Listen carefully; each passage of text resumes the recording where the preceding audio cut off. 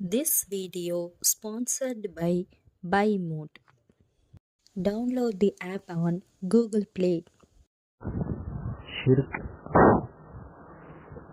என்றால் என்ன? ஷிர்கின் வகைகள் யாவை? ஷிர்க் என்றால் அல்லாஹ்வுக்கு இணை கற்பிப்பது. தௌஹீத்னா என்னன்னு சொல்லி பார்த்துருந்தோம். தௌஹீத்னு சொன்னால் ஒருமைப்படுத்துதல். இந்த அகிலத்தை படைத்து பரிபாலிப்பதில் அல்லாஹ் சுப்ஹானஹு வ தஆலா தனித்தவன். அல்லாஹ்வுக்கு இணை துணை யாருமே கிடையாது. அத்தகைய இறைவனை தான் வணங்கி வழிபடணும். அந்த ஓர் இறைவனை விட்டு வேற யாரையும் வணங்கக்கூடாது. ஸோ வணக்க வழிபாடுகளுக்கான உரிமையை பெற்றவனும் அல்லாஹ் ஒருவன் தான். இதிலும் அல்லாஹ் சுப்ஹானஹு வ தஆலா தனித்தவன், இணை துணை கிடையாது. அதே மாதிரி அல்லாஹ்வுக்கு இருக்கக்கூடிய பெயர்களிலும் தன்மைகளிலும் அல்லாஹ் சுப்ஹானஹு வ தஆலா தனித்தவன் அப்படின்னு சொல்லி 3 வகைகளை பார்த்தோம். தௌஹீதுல் உலூஹிய்யா, தௌஹீதுர் ருபூபிய்யா, தௌஹீதுல் அஸ்மாஇ வ ஸிஃபாத். இந்த 3 விஷயங்கள்ல அல்லாஹ் சுப்ஹானஹு வ தஆலாவை தனித்தவனா நம்புறது தான் ஏகத்துவம், ஒரு இறை கொள்கை. இதற்கு நேர்மாறாக யார் இந்த 3ல அல்லாஹ்வுக்கு இணை துணை இருக்குன்னு சொல்லி நம்புவாங்களோ செயல்படுவாங்களோ அத்தகைய காரியம்தான் ஷிர்க் சொல்லி சொல்லப்படும். இணை கற்பித்தல். அதாவது இந்த அகிலத்தை படைத்து பரிபாலிப்பவன் அல்லாஹ் ஒருவன். இதை தௌஹீதுர் ருபூபிய்யான்னு சொல்லியிருந்தோம் இல்லையா? இப்போ இதுக்கு நேர்மாறாக இல்ல வானங்களை படைச்சது அல்லாஹ், பூமியை படைச்சது இன்னொரு கடவுள் அப்படின்னு நம்பிக்கை கொண்டாலும் சரி, அல்லது வானத்தை பூமியை அல்லாஹ் தான் படைச்சான், ஆனா இந்த பூமியில நடக்கக்கூடிய எந்தெந்த காரியங்களை இன்னார் செய்வாங்க, இந்த உலகத்தை நடத்துறதுல ஓட்டுறதுல இவங்களுக்கெல்லாம் அல்லாஹ்வோடு பங்கு இருக்கு, அல்லது இந்தந்த கடவுள் எனக்கு உணவளிக்குது, அல்லது குழந்தை பாக்கியம் தருவது இந்த கடவுள் அப்படின்னு சொல்லி இந்த உலகத்தை படைத்து பரிபாலித்து ஆட்சி அதிகாரம் செய்யற விஷயத்த கூறு போட்டு இப்படி பங்கு போட்டு வச்சிடுறது அல்லாஹ்வோடு இணை வைக்கக்கூடிய ஒரு காரியம். இதை மற்ற மதத்தினர்களும் செய்யறாங்க. சொல்ல போனா சில முஸ்லிம்களும் இதை செய்யறாங்க. வகுப்புல சொல்லியிருந்தோம் சில உதாரணங்கள். இந்த சூஃபியாக்கள், சூஃபிசம் சொல்லி அழைக்கப்படக்கூடிய அந்த கூட்டத்தினர் என்ன செய்யறாங்க, அக்தாபு அல்லது அவுதாது அப்படின்னு சொல்லி மனிதர்கள்ல நல்லடியார்கள் சொல்லி அவங்க யாரை நம்புறாங்களோ அந்த நல்லடியார்களை பல லெவல்களா பல படித்தரங்களா பிரிச்சு வச்சிருக்காங்க. அவுதாது, அதை விட சிறந்தது அக்தாப் அப்படின்னு சொல்லி சில வகையா பிரிச்சு வச்சு இவங்கெல்லாம் உலகத்தை நடத்துறாங்க. கபறுகள் இருந்து மண்ணறையில இருந்து உலகத்தை நடத்துறதுல இவங்களுக்கு பங்கு இருக்கு அப்படின்னு சொல்லி நம்பிக்கை கொள்றாங்க. இந்த மாதிரியான நம்பிக்கையில நரிசு இருக்கு. அதே மாதிரி தௌஹீதுல் உலூஹிய்யா, அல்லாஹ்வை மட்டும் வணங்கணும். எல்லா வணக்க வழிபாடுகள், அது நம்முடைய தொழுகையா இருக்கட்டும், அல்லது நோன்பு நோக்கிறதா இருக்கட்டும், அல்லது நேர்ச்சை, அல்லது அல்லாஹ்வுடைய பெயரை வச்சு பிராணிகளை அறுத்து பலியிடுறதா இருக்கட்டும், எந்த ஒரு வணக்கமா இருந்தாலும் அது அல்லாஹ்வுக்கு உரித்தாக்கணும். இதுதான் தௌஹீதுல் உலூஹிய்யா. ஆனா யார் இதுக்கு நேர்மாறாக அல்லாஹ்வுக்கு முன்னாடி சிரம் பண்ணிற மாதிரி மன்னரைகள்ல போய் அல்லது மற்றவங்க முன்னாடி போய் சிரம் பண்ணிடுறாங்களோ, சஜதா செய்யறாங்களோ, விவாதத்துல அவங்க ஷிர்க் செஞ்சுட்டாங்கன்னு அர்த்தம். அல்லாஹ்வுடைய பெயரை சொல்லி அறுத்து பலியிடுற மாதிரி மனிதர்களுடைய பெயரை சொல்லி அறுத்து பலியிட்டா விவாதத்துல ஷிர்க் செஞ்சுட்டாங்கன்னு அர்த்தம். அல்லாஹ் கிட்ட துவா கேட்கிற மாதிரி சின்ன சின்ன பிரச்சனைகள் இருக்கு, அதுல மனிதர்களால உதவி செய்ய முடியும்னா நீங்க கண்டிப்பா மனிதர்கள் கிட்ட உதவி கேட்கலாம். ஆனா பல விஷயங்கள் இருக்கு, அந்த விஷயங்கள்ல மனிதர்களால எந்த ஒரு உதவியும் செய்ய முடியாது. அத்தகைய விஷயத்துல அல்லாஹ் கிட்ட மட்டும்தான் நீங்க பிரார்த்தனை கேட்கணும். அத்தகைய விஷயத்துல அல்லாஹ் கிட்ட பிரார்த்தனை கேட்கிற மாதிரி பிறர்கிட்டையும் பிரார்த்தனை கேட்டா அதுவும் ஷிர்க். இபாதத்துல ஷிர்க், இணை வைத்தல். அதே மாதிரி அல்லாஹ்வுக்குள்ள பண்புகள் தன்மைகள் அதிகம் அல்லாஹ் சுப்ஹானஹு வ தஆலா தனித்தவன் சொல்லி நம்பணும். இதுதான் தௌஹீதுல் அஸ்மாஇ வ ஸிஃபாத்னு சொல்லியிருந்தோம். ஆனா யார் அல்லாஹ்வுடைய ஏதாவது ஒரு தன்மையில ஒரு ஈஸியான ஒரு எக்ஸாம்பிள் சொன்னா, மறைவானவற்றை அறிபவன், இது யாருடைய தன்மை, இது யாருடைய ஆற்றல், இது அல்லாஹ்வுடைய தன்மை.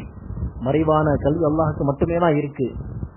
ஆனா அந்த தன்மையில உதாரணத்திற்கு இல்ல நபிகள் நாயகம் ஸல்லல்லாஹு அலைஹி வஸல்லம் அவர்களுக்கும் மறைவான கல்வி இருந்துச்சு, அல்லது நல்லடியார்கள் யாரா இருந்தாலும் அவங்களுக்கு மறைவான கல்வி வந்துடும், அந்த மாதிரியான கொள்கை இருந்தா அவங்க என்ன செய்யறாங்க, அத்தகைய மக்கள் அஸ்மா சிஃபாத்துல ஷிர்க் வச்சுட்டாங்க. தௌஹீத் 3 வகைப்படும் சொன்னா அந்த 3 வகையிலும் ஷிர்க்கும் வர வாய்ப்பு இருக்கு, அதுக்கு நேர்மாறா நடந்துக்கிட்டா. ஸோ ஷிர்க்னு சொன்னா இணை வைத்தல். அது ருபூபியத்திலையும் சில பேர் ஷிர்க் வைக்கிறாங்க, சில பேர் உலுஹியத்துல வைக்கிறாங்க, சில பேர் அஸ்மா சிஃபாத்துல வைக்கிறாங்க, சில பேர் 3 விஷயத்திலையும் ஒட்டுமொத்தமா சேர்த்து தன்னுடைய வாழ்க்கையில ஷிர்க் வைக்கக்கூடிய காரியங்களை செய்யறாங்க. ஸோ இதுதான் ஷிர்க், இணை வைத்தல் அர்த்தம். இது எத்தனை வகைப்படும்? இது 2 வகைப்படும். அதுல ஒரு வகை பெரிய ஷிர்க், பெரிய இணை வைத்தல், ஷிர்குன் அக்பர் அப்படின்னு சொல்லுவாங்க. இன்னொரு வகை ஷிர்குன் அஸ்கர். ஷிர்குன் அஸ்கர்னு சொன்னா சின்ன ஷிர்க். ஃபர்ஸ்ட் பெரிய ஷிர்க் பத்தி ஒரு சில விஷயங்கள் குறித்து வைங்க. இந்த பெரிய ஷிர்க்னு சொல்லி எதை பத்தி எல்லாம் குர்ஆன் ஹதீஸ்ல நமக்கு ஆதாரம் கிடைக்குது, இது பெரிய இணை வைப்பு அப்படின்னு சொல்லி, அதை குறித்து 2 அல்லது 3 குறிப்புகளை நீங்க மனசுல பதிய வைக்கணும். பெரிய ஷிர்க் அப்படின்னு சொன்னா அது மிகப்பெரிய ஒரு பாவம், அது மிகப்பெரிய ஒரு பாவம். அதை விட பெரிய பாவம் எதுவுமே கிடையாது. லுக்மான் அத்தியாயத்துல அல்லாஹ் சுப்ஹானஹு வ தஆலா சொல்ற மாதிரி இன்ன ஷிர்க லஸுல்முன் அதீம். முதல் குறிப்பு ஷிர்க் தான் மிகப்பெரிய பாவம், பாவங்களின் மிகப்பெரியது ஷிர்க். இதுக்கு முன்னாடி ஒரு ஹதீஸ் சொல்லியிருந்தோம் இல்லையா, மனிதனை அழித்து விடக்கூடிய 7 பெரும் பாவங்களை விட்டுவிடுங்கள். அதில் எடுத்த உடனே அல் இஷ்ராக்கு பில்லாஹ், அல்லாஹ்வோடு இணை வைத்தல் அப்படின்னு சொன்னாங்க. அது போக பல ஹதீஸுகள்ல இந்த செய்தி இருக்கு. பெரும் பாவம் எது யார சொல்லலாம் அப்படி கேட்க, அல்லாஹ் உன்னை படைத்திருக்க, அல்லாஹ் உனக்கு உணவளிக்க, நீ அல்லாஹுக்கு இணை ஆக்குவதுதான் மிகப்பெரிய பாவம். உங்களை படைச்சது அல்லாஹ், உங்களுக்கு ரிஸ்க் வழங்குறது அல்லாஹ், ஆனா நீங்க அந்த அல்லாஹ்வுக்கு இணை வைச்சா இதுதான் மிகப்பெரிய பாவம் அப்படின்ட்டு ரசூல் ஸல்லல்லாஹு அலைஹி வஸல்லம் சொன்னாங்க. மிகப்பெரிய பாவம் ஷிர்க், முதல் குறிப்பு. இரண்டாவது குறிப்பு என்னது? ஷிர்க் சம்பந்தமா, பெரிய ஷிர்க் சம்பந்தமா. இந்த பாவம் ஒருவர் இந்த பாவத்தை செஞ்சு அல்லாஹ்விடத்திலே தௌபா கேட்காம இறந்து போயிட்டா இந்த பாவம் ஒருபோதும் மன்னிக்கப்படாது, மன்னிக்கப்படாத பாவம் இது. இரண்டாவது குறிப்பு. உயிரோடு இருந்து அவங்க தௌபா கேட்டுட்டாங்கன்னு சொன்னா எந்த பாவமா இருந்தாலும் மன்னிக்கப்படும் இன்ஷா அல்லாஹ். அது ஷிர்கா இருக்கட்டும் அல்லது குஃப்ரா இருக்கட்டும். குஃப்ர்னு சொன்னா நிராகரிப்பு. எந்த பாவமா இருந்தாலும் சரி, பெரிய பாவம் சின்ன பாவம் அனைத்துமே இன்ஷா அல்லாஹ் மன்னிக்கப்படும். எப்போ உயிரோடு இருந்து தௌபா கேட்டிருந்தான். ஆனா தௌபாவுடைய வாசல்கள் பூட்டப்பட்ட பிறகு, மரண நேரத்தில் அல்லது மரணத்திற்கு பிறகு எல்லாம் அந்த பாவங்கள் மன்னிக்கப்படுமான்னு கேட்டா எல்லா பாவங்களும் மன்னிக்கப்படும் அல்லாஹ் நாடினால். ஆனால் ஷிர்கை தவிர. என்ன புரியுது? ஷிர்க் மன்னிக்கப்படாத ஒரு பாவம். இதற்கான ஆதாரம் நிசா அத்தியாயத்தின் 60ஆம் வசனம் 4:60.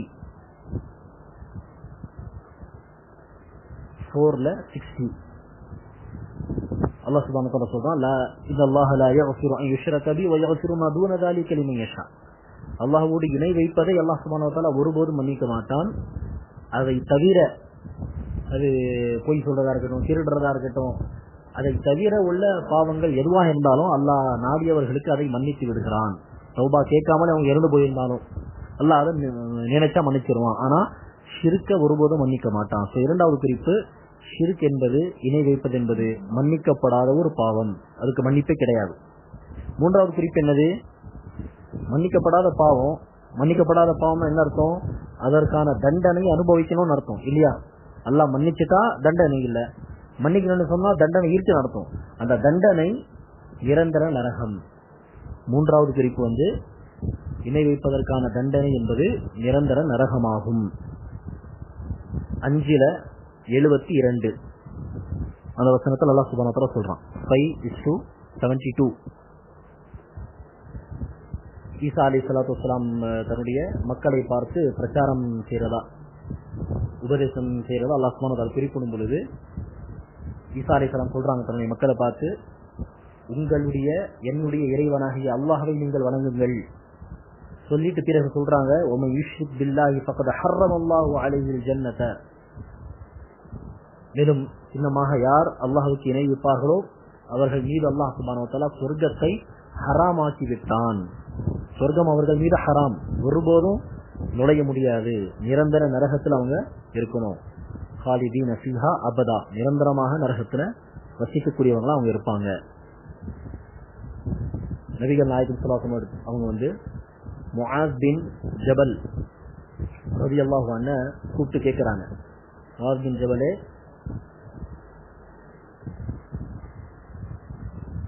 அடியார்கள் மீது அல்லாஹ்வின் உரிமை என்ன என்று உமக்கு தெரியுமா? அல்லாஹ்வுக்கு கொடுக்க வேண்டிய ஒரு உரிமை, அடியார்கள் அந்த உரிமை அல்லாஹ்வுக்கு கொடுத்தே ஆகணும், அது என்னன்னு தெரியுமா அப்படின்னு கேட்டா முஆஸ் பின் ஜபல் அல்லாஹ் வ ரசூலுஹு அஅலம் அப்படின்னு சொல்றாரு.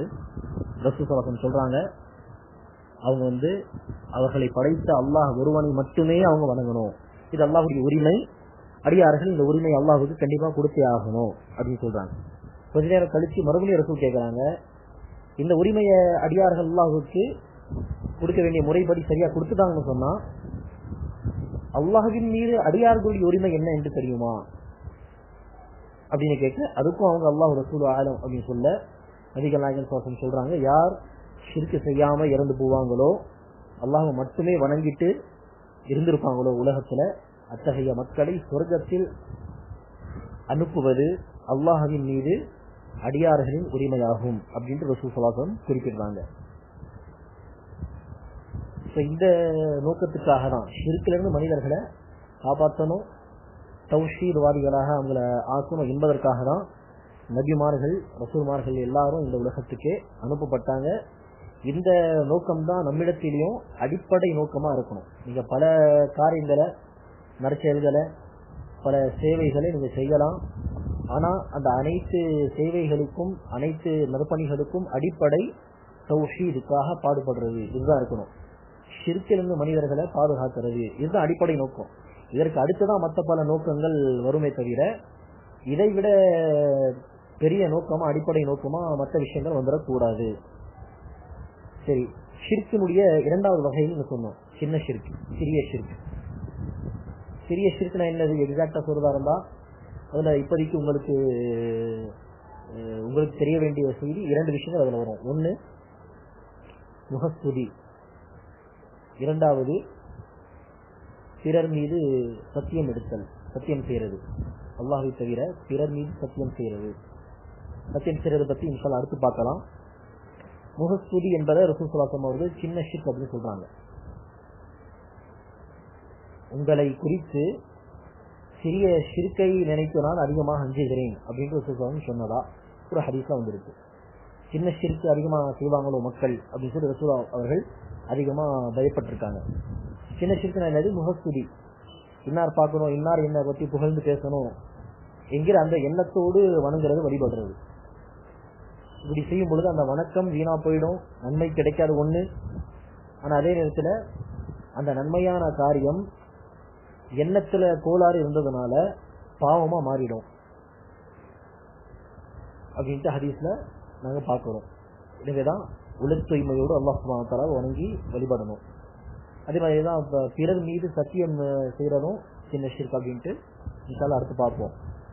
இந்த சின்ன ஷிர்க்கை பற்றி அறிஞர்களுடைய கருத்து என்ன அப்படின்னு சொன்னா, பல அறிஞர்கள் என்ன சொல்றாங்கன்னா, இந்த சிறிய ஷிர்க் என்பது மற்ற பெரிய பாவங்கள் மாதிரி தான், பெரும் பாவம் மாதிரி. அது அந்த ஷிர்க்குன்னு சொன்னாலும் அது ஒரு பெரும் பாவம். பெரும் பாவம் மாதிரி சொன்னா என்ன அர்த்தம்?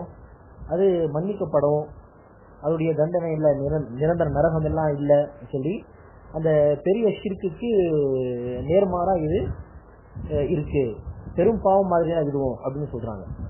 ஆனா சில அறிஞர்கள், அதுல ஒரு பேர் இப்னு உஸைமீன் ரஹிமஹுல்லாஹ், அவங்க சொல்றாங்கன்னா கண்டிப்பா பெரிய ஷிர்க்குக்கும் சிறிய ஷிர்க்குக்கும் வேறுபாடு இருக்கு.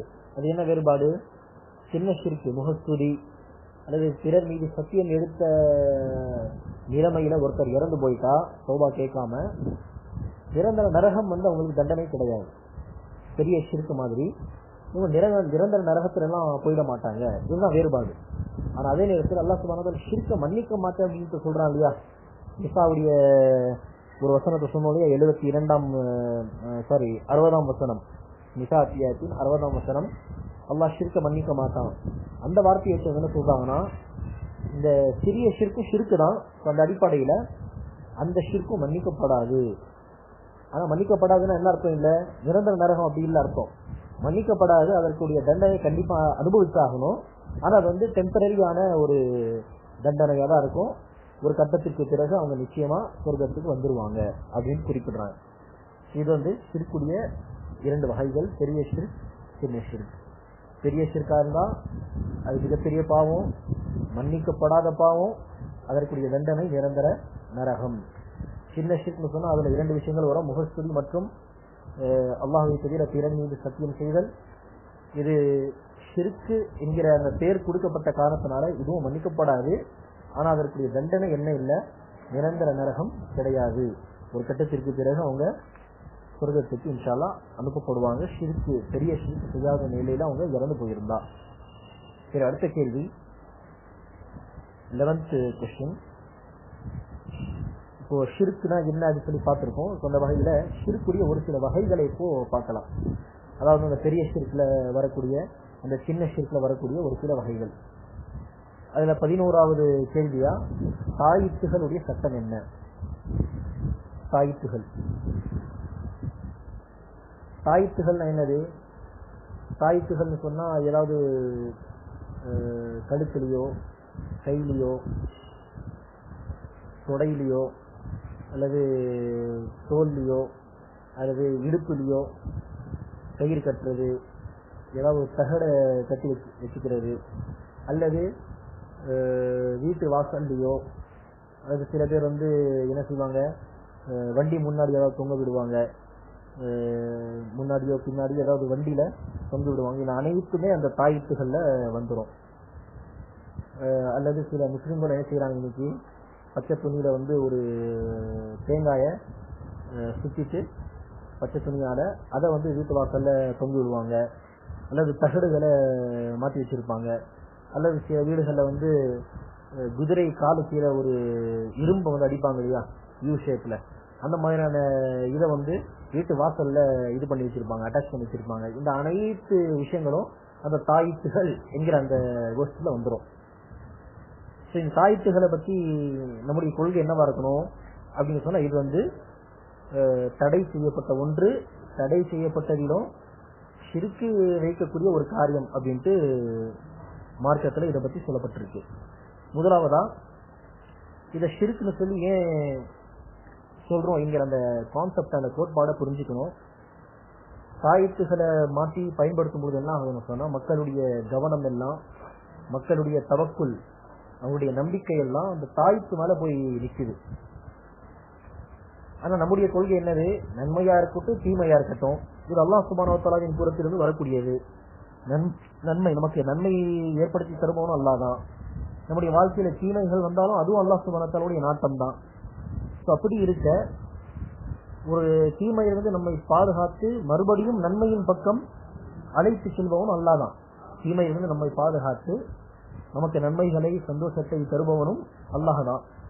அப்படி இருக்க அல்லாஹ் தான் நாங்க நம்பணும், அல்லாஹ் மீது தான் நம்ம தவக்குள் வைக்கணும்னு தவிர இந்த தகடையை இந்த தாய்க்கு மேல நினைக்கக்கூடாது, தவக்குள் வைக்கக்கூடாது என்கிற அடிப்படையில தான் எக்ஸாக்டா சொல்றதா இருந்தா, தவக்குள்ள அல்லாஹோடு நாங்க என்ன செஞ்சிடறோம், அல்லாஹ் பாதுகாக்கணும், தாயத்துகளை பயன்படுத்தும் பொழுது ஷிர்க் செஞ்சிடும்.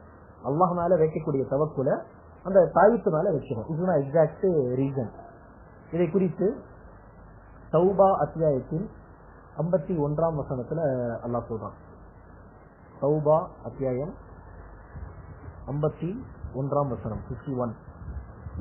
அல்லாஹ் குறிப்பிடுறான், குல் லன் யுஸீபனா இல்லா மா கதபல்லாஹு லனா ஹுவ மௌலானா வ அலல்லாஹி ஃபல்யதவக்கலில் முஃமினூன். நபியே நீ கூறுகிறாக, அல்லாஹ் சுப்ஹானஹு வ தஆலா எந்த அளவுக்கு எழுதி வச்சிருக்கான விதியில அந்த அளவுக்கு தான் நமக்கு பிரச்சனை வந்து சேரும். அல்லாஹ் எழுதாத பிரச்சனையா நமக்கு வந்துடாது. நம்முடைய பாதுகாவலன் அவனே. வ அலல்லாஹி ஃபல்யதவக்கலில் முஃமினூன். மேலும் மூமின்களாகிய நம்பிக்கை கொண்டவர்கள் அல்லாஹ்வின் மீது மட்டுமே நம்பிக்கை வைக்க வேண்டும், தவக்குல் வைக்க வேண்டும் அப்படின்ட்டு அல்லாஹ் சுப்ஹானஹு வ தஆலா குறிப்பிடுறான். அந்த வகையில் அல்லாஹ் மீது மட்டுமே தான் தவக்குல் இருக்கணுமே தவிர இந்த தகுதி தாயத்துகளை நம்பணும்னு சொன்னா, தவக்குல் இருக்கணும்னு சொன்னா அது ஷிர்க் ஆயிடும். முஸ்னத் அஹ்மதுடைய அறிவிப்புல இது ஒரு வசனம். வசனத்திற்கு பிறகு ஒரு சில ஹதீஸுகளை குறிச்சு வைங்க. அதுல ஒண்ணு முஸ்னத் அஹ்மதுடைய அறிவிப்பு. அஹ்மத் அதை ரசூல் ஸல்லல்லாஹு அலைஹி வஸல்லம் குறிப்பிடுறாங்க, மன் அல்லக தமீமத்தன் ஃபகத் அஷ்ரக. யார் எவர் ஒருவர் தாயத்தை தொங்க விட்டாரோ அவர் இணை வைத்து விட்டார், ஷிர்க் செய்து விட்டார். இன்னொரு ஹதீஸ் புகாரியின் அறிவிப்புல வந்திருக்கு. நபிகள் நாயகம் ஸல்லல்லாஹு அலைஹி வஸல்லம் அவர்கள் இடத்துல ஒரு கூட்டம் வருது இஸ்லாத்தை ஏற்றுக்கொள்வதற்காக. இஸ்லாத்தை தழுவிய அந்த 10 மக்கள்ல 9 பேருடைய கையை கொடுத்து ரசூல் ஸல்லல்லாஹு அலைஹி வஸல்லம் பைஅத் செய்யறாங்க, உறுதிமொழி வாங்குறாங்க. அதுல ஒருத்தரை மட்டும் ரசூல் ஸல்லல்லாஹு அலைஹி வஸல்லம் என்ன செய்யல, கையை கொடுத்து பையத்து வாங்கல. அப்போ சஹாபா கேட்கறாங்க, 9 பேர்கிட்ட பையத்து வாங்கி நீங்க ஒருத்தரையும் விட்டுட்டீங்க ரசூல். அப்படி கேட்க அவங்க வந்து தாயத்தை தொங்க விட்டுருக்காங்க அப்படின்னு சொல்லும் பொழுது அவங்க என்ன செய்யறாங்க, கையை விட்டு தாயத்தை இழுத்து தூக்கி எரிஞ்சிடறாங்க. அப்போ ரசூல் ஸல்லல்லாஹு அலைஹி வஸல்லம் என்ன செய்யறாங்க, கையை கொடுத்து உறுதிமொழி வாங்குறாங்க, பையாத்து வாங்குறாங்க. ஸோ பார்த்த உடனே தாயத்து கட்டுறாங்கன்னு சொல்லி பார்த்த உடனே தடுத்தாங்க ரசூல் ஸல்லல்லாஹு அலைஹி வஸல்லம். அவங்க தூக்கி எரிஞ்ச பிறகுதான் ரசூல் ஸல்லல்லாஹு அலைஹி வஸல்லம் பையாத்து வாங்குறாங்க. அந்த அடிப்படையில நம்மளால முடிஞ்ச அளவுக்கு ஒரு நல்ல உபதேசத்தை கொண்டு நல்ல முறையில பேசி புரிய வச்சு தாயத்து பயன்படுத்துற மக்களை என்ன செய்யணும், தாயத்து பயன்படுத்தக்கூடாதுன்னு சொல்லி தடுக்க செய்யணும். இப்போ இதுல வந்து பாத்தீங்கன்னா தாயத்து சம்பந்தமா சில பேருக்கு ஒரு சந்தேகம் வரும். சரி, தாயத்து பயன்படுத்தக்கூடாதுன்னு சொல்றீங்க, ஆனா தாயத்து யூஸ் பண்ணா குணமடைகிறோமே, அது எப்படி? தாயத்தை பயன்படுத்தினா குணமடைகிறோமே, அது எப்படி அப்படின்னு சொல்லி கேட்பாங்க. ஒரு சிம்பிளான பதில் என்னன்னு சொன்னா, தாயத்து பயன்படுத்தின பிறகுதான் உங்களுக்கு ஷிஃபா கிடைச்சதா இல்லையா என்பது நம்மளால உறுதியா சொல்ல முடியாது. ஆனா தாயத்து பயன்படுத்தக்கூடாது என்பதை உறுதியா சொல்ல முடியும் இல்லையா? தாயத்து பயன்படுத்தக்கூடாது, ஷிர்க் என்கிற விஷயம் குர்ஆன் ஹதீஸ்ல சொல்லப்பட்டிருக்கு. எனவே தாயத்து பயன்படுத்தக்கூடாது, ஹராம் என்பது உறுதியாக சொல்லப்பட்ட ஒரு விஷயம். தாயத்து பயன்படுத்தியதால் உங்களுக்கு ஷிஃபா கிடைச்சதா இல்லையா என்பது உறுதியாக நம்மளால சொல்ல முடியாது. இன்னொரு விஷயம் என்னது, மது ஹராமாக்கப்பட்ட ஒன்று. அந்த மதை குடிச்சா இந்த நன்மை நமக்கு சேருதுன்னு சொல்லி மது குடிக்கிறது ஹலாலா மாறிடுமோன்னு கேட்டா இல்ல. அதுல ஒரு சில நன்மைகள் இருக்கலாம், வாய்ப்பு இருக்கு. ஆனா அது ஹராமாக்கப்பட்ட விஷயம் என்கிற அடிப்படையில அதை பயன்படுத்த மாட்டோம். அதே மாதிரிதான் உங்க அறிவு உங்களுக்கு சொல்லுது தாயத்து போட்ட பிறகு ஷிஃபா கிடைச்சது அப்படின்ட்டு. ஆனா அது ஹராமாக்கப்பட்ட ஒன்றே, ஹராமாக்கப்பட்ட ஒரு விஷயமாச்சு, அதை எப்படி யூஸ் பண்ணலாம் என்கிற அடிப்படையில் அதை யூஸ் பண்ணக்கூடாது. மூன்றாவது பதில் வந்து தாயத்து பயன்படுத்துறதுனால வந்து ஷிஃபா கிடைக்காது. ஷிஃபா கொடுக்கிறவன் அல்லாஹ் இல்லையா? ஷிஃபா கொடுப்பவன் அல்லாஹ் ஒருவனே. அப்படி இருக்கும் பொழுது தாயத்து பயன்படுத்தியதால் ஷிஃபா கிடைச்சதுன்னு சொல்லி நம்புறது தப்பு. அத ஒரு மருந்து மாதிரி அல்லாஹ் தான் ஷிஃபா கொடுக்கறான், ஆனா மருந்து சாப்பிட்டு ஷிஃபா கிடைக்கிற மாதிரி தாயத்து பயன்படுத்தும் போது ஷிஃபா கிடைக்குதுன்னு சொன்னா தாயத்தையும் யூஸ் பண்ணக்கூடாது அப்படின்னு கேட்டாங்கன்னா மேற்கூறப்பட்ட அந்த பதில்களை கொடுக்கலாம். அது ஹராமாக்கப்பட்ட ஒன்று, அதுக்காக அந்த ஷிஃபா இருந்தாலும் யூஸ் பண்ணக்கூடாது. எப்படி வந்து மதுல ஒரு சில நன்மைகள் இருந்தாலும் யூஸ் பண்ணக்கூடாதோ அந்த மாதிரி. அதே மாதிரி இன்னொரு பதில் என்னன்னு சொன்னா, இப்னு மஸ்ஊத் ரலியல்லாஹு அன்ஹு அவங்க ஃபேமிலியில ஒருத்தரை வந்து தாயத்தை போட்டதா பாக்குறாங்க, தடுக்கிறாங்க. தாயத்தை போடக்கூடாது ஷிர்க் அப்படின்னு சொல்லி தடுக்கும் பொழுது வீட்டுல ஒரு பெண்மணி வந்து இப்னு மஸ்ஊத் கிட்ட கேக்குறாங்க, அப்போனா தாயத்து போடும் பொழுது குணமடைகிறோமே அது எப்படி அப்படின்னு கேட்க இப்னு மஸ்ஊத் ரலியல்லாஹு அன்ஹு சொல்றாரு, அது வந்து ஷைத்தான் வந்து ஒரு நரம்பு மேல, உங்க நரம்பு நாடிகள் மேல போய் உட்கார்ந்துருவான். உட்காரும் பொழுது என்ன ஆகும், ஏதாவது தளர்ச்சி ஏற்பட்டு ஏதாவது ஒரு பாதிப்பு ஏற்படும், உடல்நிலை சரியில்லாம போவோம். நீங்க தாயத்து போட்ட பிறகு அவங்க என்ன செய்வான், உட்கார்ந்து இருந்த அந்த ஜின் அந்த ஷைத்தான் வந்து ஏஞ்சி போயிடுவான். உங்களுக்கு அது எப்படி தெரியும்னு சொன்னா, தாயத்து போட்டதுனால குணமடைச்சது அப்படின்னு சொல்லி தெரியும். ஆனா அது ஆக்சுவலி என்னது, ஷைத்தானுடைய விளையாட்டு. உங்க கொள்கைய கெடுக்கிறதுக்காக வேண்டி என்ன செய்யறான், ஃபர்ஸ்ட் போய் உட்கார்றான், தாயத்து போட்ட பிறகு கரெக்டா பார்த்து ஏஞ்சி போயிடுறான். அதனால என்ன ஆகும், மக்களுடைய கொள்கை வந்து மாறும். தாயத்தில் ஷிஃபா இருக்கு, தாயத்தில் ஷிஃபா இருக்கு என்கிற அந்த சிந்தனை ஏற்படுத்தணும் என்பதற்காக ஷைத்தானுடைய ஒரு விளையாட்டு இது அப்படின்ட்டு இப்னு மஸ்ஊத் ரலியல்லாஹு அன்ஹு குறிப்பிடுறாரு. அந்த வகையில அல்லாஹ் சுப்ஹானஹு வ தஆலாவுடைய சோதனை இது, ஒரு வகையான சோதனை. எப்படி நடந்தா அவங்க தாயத்தை நம்புறாங்களா, அதாவது அல்லாஹ்வின் பக்கம் திரும்பி வராங்கன்னு சொல்லி அல்லாஹ் சுப்ஹானஹு வ தஆலா சோதிக்க விரும்புறான். அந்த சோதனையில ஏமாந்து போயிடக்கூடாது, தோல்வி அடைய கூடாது. இது தடுக்கப்பட்ட விஷயம் என்பது உறுதியான விஷயம். ஸோ ஹதீஸ்ல ரசூல் ஸல்லல்லாஹு அலைஹி வஸல்லம் தடுத்துட்டாங்க. அதுல ஷிஃபா இருந்தாலும் ஒரு கால் நான் அதை யூஸ் பண்ண மாட்டேன்னு சொல்லி உறுதியா சொல்றதுதான் நல்ல மூமின்களுடைய அடையாளம். இது தாயத்துகள் சம்பந்தப்பட்ட சட்டம். தாயத்து போடுறது ஷிர்க். ஏன்னு சொன்னா அது நம்முடைய தவக்குல பாதிக்குது. இப்ப தாயத்துகள் சம்பந்தமா இன்னொரு விஷயத்த புரிஞ்சு வச்சுக்கணும். குர்ஆனுடைய தாயத்து போடலாமா அப்படின்ட்டு சில பேர் கேட்பாங்க. நிறைய பேர் அத குர்ஆனுடைய தாயத்தை பயன்படுத்துறாங்க. இது சம்பந்தமா புரிஞ்சுக்கணும். குர்ஆன்ல கண்டிப்பா ஷிஃபா இருக்கு. அல்லாஹ் சுப்ஹானஹு வ தஆலா குர்ஆன்ல ஒன்றுக்கு மேற்பட்ட வசனங்கள்ல குர்ஆன்ல ஷிஃபா இருக்கு, நிவாரணம் இருக்கு அப்படின்ட்டு குறிப்பிடுறான். ஆனா அந்த ஷிஃபாவை எப்படி பெறணும்? வகுப்புல ஒரு உதாரணத்தை கொடுத்திருப்போம், எல்லாருக்கும் ஞாபகம் இருக்கும். கருஞ்சீரகத்தில் ஷிஃபா இருக்கு அப்படின்ட்டு ரசூல் ஸல்லல்லாஹு அலைஹி வஸல்லம் சொன்னாங்க. ஆனா அந்த ஹதீஸ் எப்படி புரிஞ்சுக்கணும்? அந்த ஷிஃபா நமக்கு கிடைக்கணும்னு சொன்னா கருஞ்சீரகத்தை சாப்பிட்டாதான் கிடைக்கும். அந்த கருஞ்சீரகத்தை ஒரு டப்பால போட்டு மாட்டிக்கோங்கன்னு சொல்லி புரிஞ்சுக்கிட்டா அது தப்பான புரிதல். அந்த மாதிரி தான் குர்ஆன்ல ஷிஃபா இருக்கு, அதுல மாற்றிக்கிறது இல்ல, கண்டிப்பா ஷிஃபா இருக்கு. ஆனா கேள்வி என்ன, குர்ஆன்ல இருக்கக்கூடிய அந்த ஷிஃபாவை எப்படி பெறுவது, அந்த வசனங்களை எப்படி புரிஞ்சுக்கணும்? அந்த குர்ஆனுடைய வசனங்கள் எழுதி மாட்டிக்கோங்க ஷிஃபா கிடைச்சிடும் அப்படி புரிஞ்சுக்கிறதா, அல்லது குர்ஆன்ல ஷிஃபா இருக்கு, அந்த குர்ஆனுடைய ஷிஃபாவை பெறணும்னு சொன்னா குர்ஆனை படிங்க, குர்ஆனை தன்னுடைய வாழ்க்கையில அமல்படுத்துங்க, குர்ஆன்ல சொல்லப்பட்ட ஒரு விஷயத்தையும் நம்பிக்கை கொள்ளுங்க, அப்படி செஞ்சா நீங்க அதிகமா படிச்சு ரசூல் ஸல்லல்லாஹு எப்படி தடவி கொள்வாங்க உடம்புல, அப்படி செஞ்சா ஷிஃபா கிடைக்கும் அப்படி புரிஞ்சுக்கிறதான்னு கேட்டா கண்டிப்பா இப்படிதான் புரிஞ்சுக்கணும். ரசூல் ஸல்லல்லாஹு அப்படிதான் செஞ்சிருக்காங்க. ஒரு நாளும் ரசூல் ஸல்லல்லாஹு என்ன செய்யல, குர்ஆன்ல ஷிஃபா இருக்குன்னு சொல்லி தாயத்தை எழுதி கொடுக்கல மக்களுக்கு, அல்லது எழுத சொல்லல, அல்லது ரசூல் ஸல்லல்லாஹு அதை எழுதி பயன்படுத்தல. ரசூல் ஸல்லல்லாஹு தன்னுடைய வாழ்க்கையில குர்ஆனை ஓதி தான் என்ன செஞ்சிருக்காங்க, குர்ஆனுடைய ஷிஃபாவை தேடி இருக்காங்க, தேட சொல்லியிருக்காங்க. ஸோ குர்ஆன்ல ஷிஃபா இருக்கு, ஆனா குர்ஆனை ஓதணும், திலாவத்து தான் செய்யணுமே தவிர எழுதி எல்லாம் மாட்டக்கூடாது. இது ரசூல் ஸல்லல்லாஹு அலைஹி வஸல்லம் செய்யாத ஒன்று. இரண்டாவது குறிப்பு, சஹாபா பெருமக்களும் செய்யல. இப்ராஹிம் அன்-நஸஇ என்கிற ஒரு தாபிஈ அறிஞர், அபூ ஹனீஃபா ரஹிமஹுல்லாஹுடைய டீச்சர், அவங்க சொல்றாங்க, كان أصحاب رسول الله صلى الله عليه وسلم يكرهون التمائم كلها سواء كان من القرآن أو من غير القرآن. நபி தோழர்கள் யாவரும் தாயத்துகளை வெறுத்தார்கள் சொன்னா இங்க ஹராமா அதை பார்த்தாங்கன்னு அர்த்தம். அது ஹராம், தடை செய்யப்பட்ட ஒரு விஷயமா பார்த்திருக்காங்க. அது குர்ஆனுடைய தாயத்தா இருந்தாலும் சரி, குர்ஆனை தவிர மற்ற விஷயங்களுடைய தாயத்தாக இருந்தாலும் சரியே, எந்த தாயத்தா இருந்தாலும் அதை போடக்கூடாது. அனுமதிக்கப்பட்ட வழிமுறைகள்ல ஷிஃபாவை தேடணும். இது 11வது கேள்வி.